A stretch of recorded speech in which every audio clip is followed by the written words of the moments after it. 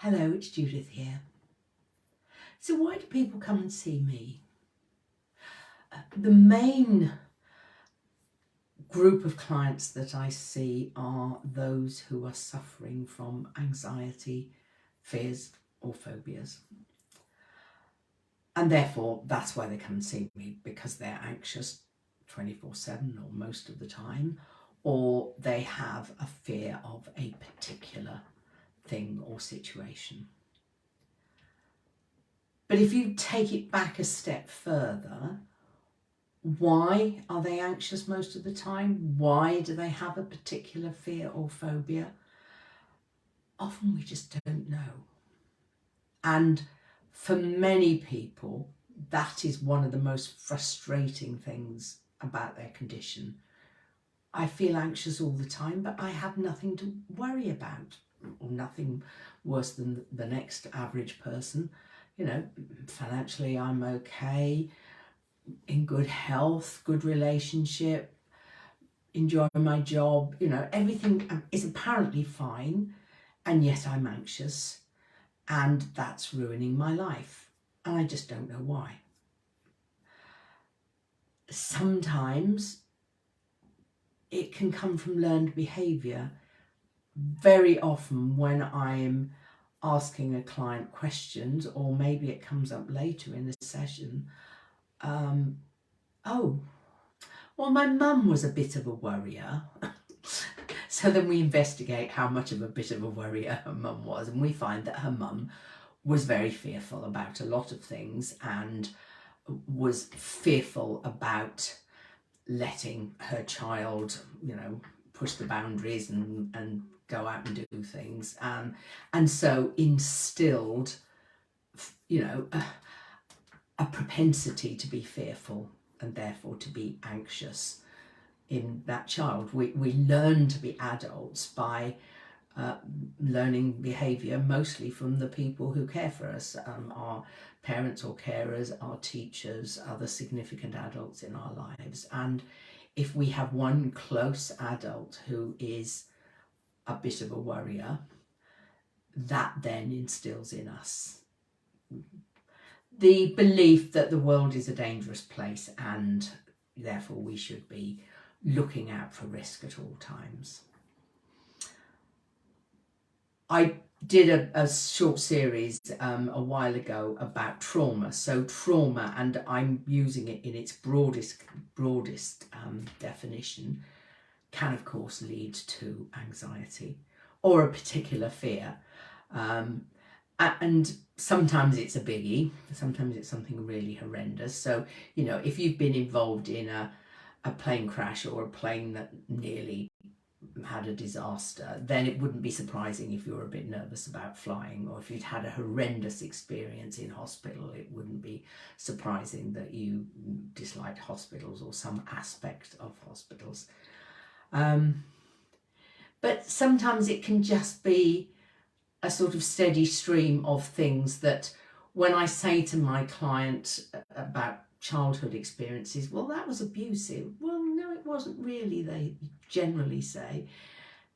If you're generally being told that you're not good enough, you wouldn't describe each incident as traumatic, but it gradually builds up and builds up. And I see a lot of people that has happened to. If you are bullied at school, but it's not anything major, it's just a drip, drip, drip every school day, nasty things being said or done, but you know, they're not really major in themselves in each incident, but it just builds up. Again, a feeling that you're not good enough, that, you know, other people are better than you. I mean, in fact, bullies are the most insecure of all, but you don't know that when you're 10 years old, do you? The other reason, so the traumatic events, whether they're big traumas or just little, you know, eating away at you, I like to think about it as. So we've got that, we've got the learned behaviour from parents, there's the I don't know, and it can of course be a combination of things. And then we've got current circumstances. And that was the reason that I decided to do this video, because my goodness, there's a lot to worry about at the moment, isn't there? And there's a lot to be fearful about.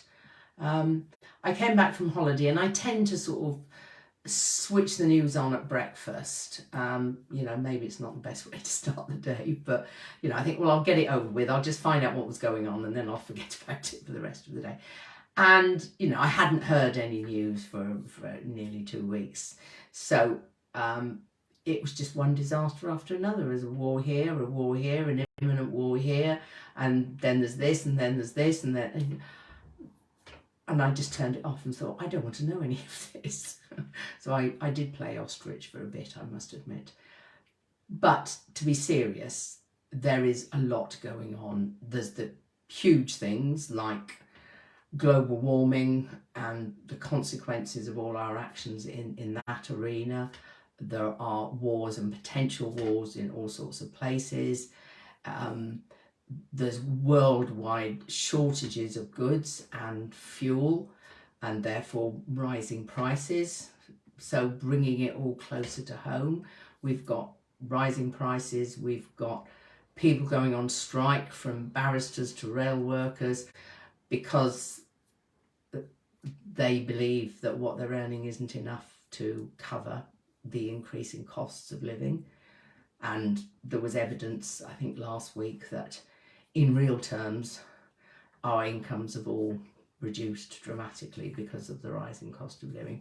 Then there's the fears of inflation and recession, which will be unknown things to many of you, but something that I have lived. I can remember when interest rates were 15, 16, 17%. But I don't want to go back there. I've done it once. I don't want to do it again. So there is a lot to worry about. So how can we manage that? Because most of it we can do nothing about. We can, you know, manage our energy use and change our shopping habits and things like that. But, you know, it's all beyond us as individuals.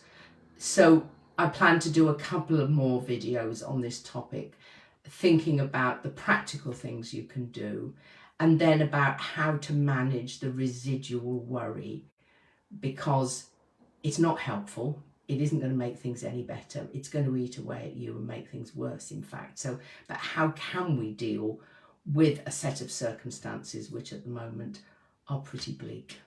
So sorry to bring you down if you're having a good day. But I will see you again in the next video when we'll talk about practical stuff. And then, as I say in the video afterwards, how to manage our state in the light of somewhat depressing circumstances. Despite all of that, I hope you're having a good day and you have a good week until I see you again in the next video. As always, take care and see you soon. Bye.